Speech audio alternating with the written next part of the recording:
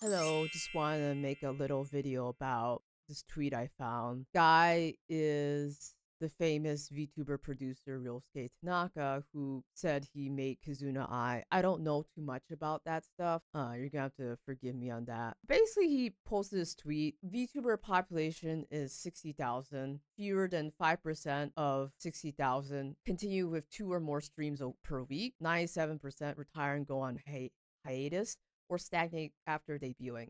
I've been thinking about these numbers for years now. Can we really just dismiss them as they lack talent? The tweet really sparked a lot. It's at 2.5 million views. The replies were, I feel the activity costs are too high. VTubers have to handle streaming, SNS, planning, thumbnails, editing, collabs, singing, fan interactions, and even setting aside full-time pros. It's a heavy load for an average working person. In the case of voice actors, apparently 0.03 to 0.3%, roughly 300 out of 100, 300 out of 10,000 people of all voice actors who work professionally can make a living from it, while the rest fade away. I suppose that's how the entertainment industry is. I think it's a good point to bring up his other tweet. Back then, I genuinely believe it was a world where talented people win. After many years passed, what I saw was the complete opposite. It wasn't that people who disappeared lacked talent, they just didn't have the environment where they could keep going. The true nature of talent is probably something outside the person themselves. Basically saying just because you have talent doesn't mean you'll be successful. It's very true in like content creation. I definitely feel it's a very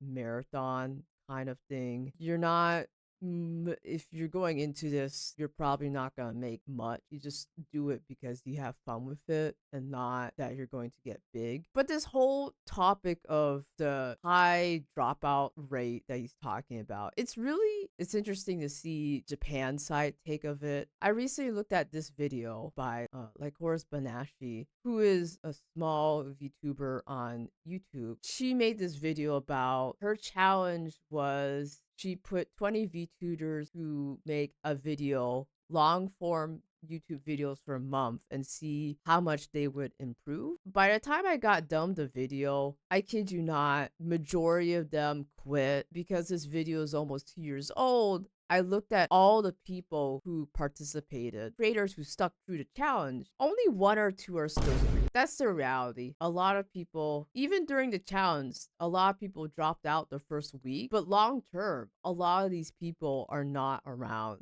A lot of these people maybe tried streaming or content creation for like a month or a year or so, and then they just stopped. I think that's just the reality of content creation. Creativity is hard. I think you do need a certain kind of brain and aptitude for it because I think a lot of people, when they think about being a content creator or VTuber, they don't see the behind the scenes. They don't see stuff like your YouTube short gets muted because you don't know what the heck triggered it. A video flops and does 0 views, whereas something you clip on stream another day ago literally gets your first 3-digit view count and you don't understand why. That's content creation. I've had my fair share of ups and downs. For me, the end of the day is I always have ideas to do, like this video. I always want to do stuff. When I tried making videos, I thought, okay, I would just do shorts and that was it. But after doing shorts for several months, I started to get into long form content, multi streaming, and all that jazz. And it's really opened sort of a creative world for me to try and just make videos because I really do think it's sort of a survival of the fittest. That's just my hypothesis. But every creator that I look up to and know, some of these people have been doing this for over 10 years. 10 years of making videos, live streams, or digital content online. And when you think about that, me with just a little over 2 years of streaming experience, I'm just getting started. I haven't even touched the surface of content creation long term. And I think a lot of people don't understand what they're getting into. They just think, oh, if I get a VTuber avatar, that's it. I just stream with this avatar and go live. No, that's not how it is. It's really difficult at times. There's days where I will stream for the longest time ever. No one new pops into my chat except for my regulars. And then other days I'm like, oh, I'll just stream for like 2 hours and then I get like 3 raids and so many follows. It's just so lopsided all the time. And I don't think a lot of people within this industry or content creators really sell how much it is about luck and just the daily grind and just making content. I always feel a little sad when people stop making content or like stop because this kind of stuff you have to do long term. There's people that grow up with this hobby that do this. But I get the feel of his posts. I think it's kind of sad if you think about numbers wise how many people just start and then they just never follow through with it, or even just the number of people who just they stream once and that's it. It's like they just figured out, oh, it's not for me. I think his point is right. Does talent help? Of course, but it really is kind of a luck plus a grind. You really do have to do this as a passion project and not because you want to make money.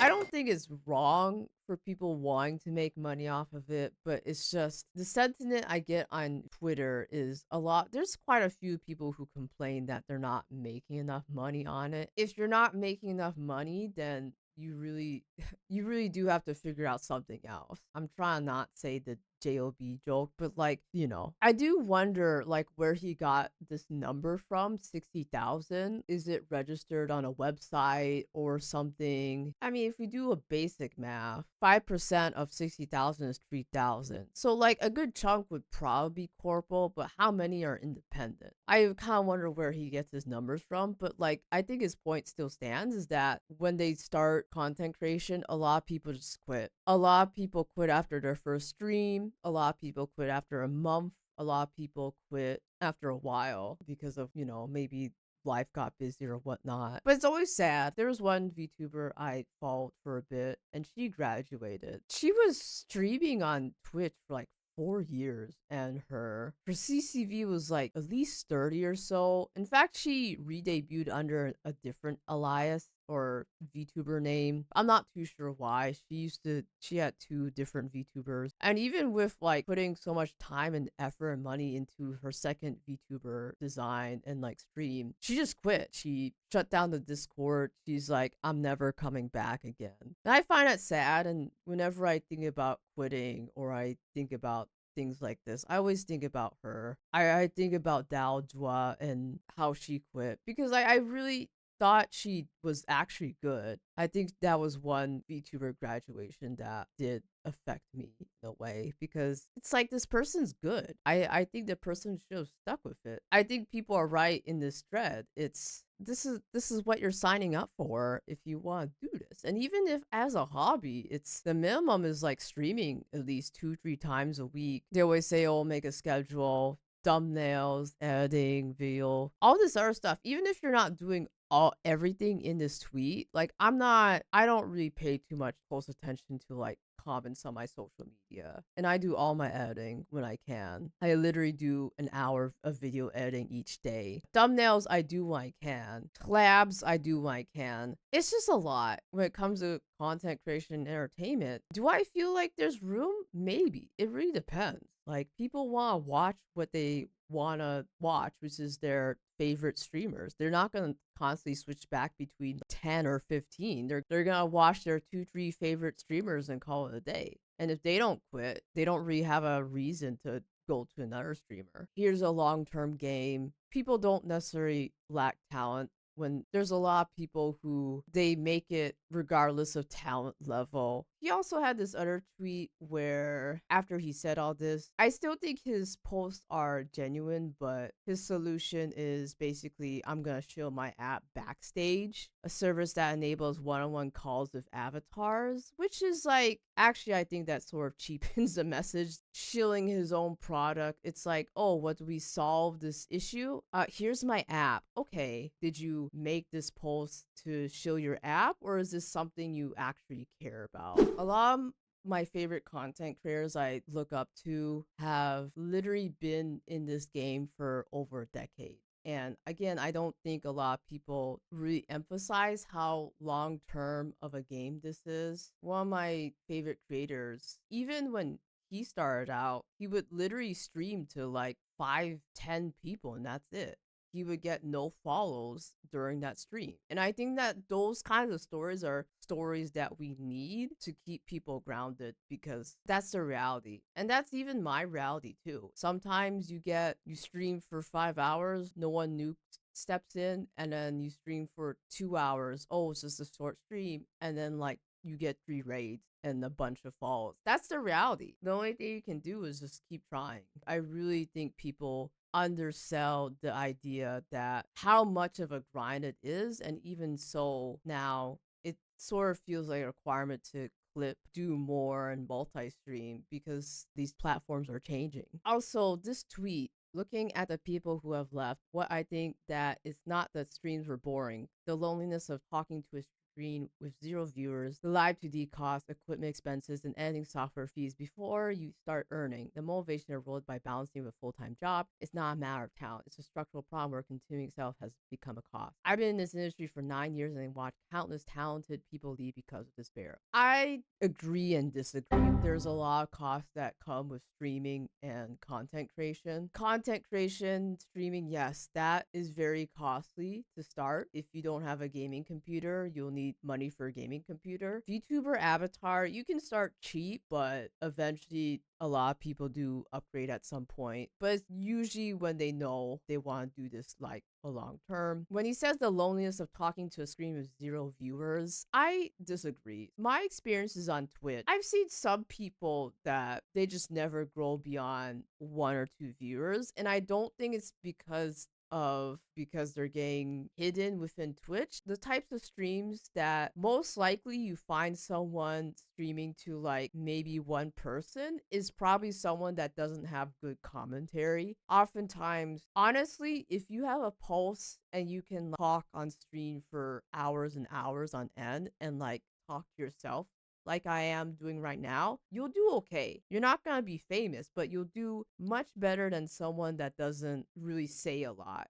If you are talkative and you are a decent streamer, you can definitely get above 5 people CCV. But the ones who don't, they definitely need to change their strategy. I've seen some people try to grind out streams, stream for 8, 9 hours a day. And if you stream for that long, you can't really keep up constant commentary for that long. That's crazy. And some of these people I see, they stop streaming because that's surefire way to get burnt out, which is why a lot of people say, hey, you should stream for less hours and then clip your VODs and stuff like that and make videos off of it. Because once you end stream, Twitch isn't going to show your stream to anyone, but YouTube will show your content at least. Full-time job, I think he's right, because it can be very difficult if you have a very stressful job, a job that requires you to do overtime and such. Very hard to find the energy to stream consistently with time. When he says structural problem, figuratively, it's costly, which is why I think it's a combination of a lot of people can't do this for a variety of reasons. A lot of people may not have the aptitude to hold an audience, but it's a lot. And so this job ends up being very specialized. The right kind of person can make this content and do this for years and grind out without any reward. Again, he's right, and I think he's also wrong in some aspects. Some people literally just aren't entertaining. Some aspects, yes, it's a cost barrier and it's a time barrier. But I do want to challenge this point as more people be entertainers. And like, honestly, even though it does feel unfair, I think my take is not necessarily. I think if you want to do this, then do this. But I don't. The problem that he's bringing up, I think, is debatable. But I definitely feel like maybe he would be in support of how can we support people who have been grinding for years and years and they still haven't taken off yet. I think what he's trying to say is that a lot of this is unfair. It just really sucks. That's it. But even for me personally, like, are there days where I feel like I want to give up? Yes. There's many days I'm like, what is this for? And like, ultimately, I just want to keep making stuff. I always feel, oh, maybe this is my last video, or oh, I don't know if I'll get another idea. But I definitely enjoy it. I definitely feel like I am growing as a not just a streamer but a content creator. And also, it's like, who knows? Like, I still want to continue this. But I think Tanaka-san is right. This sucked. That's it. It is what it is. I always try to encourage other streamers to keep going, but again, it just sucks, and you kind of need a certain aptitude to just keep going and do it even if no one else is watching. That's content creation right there.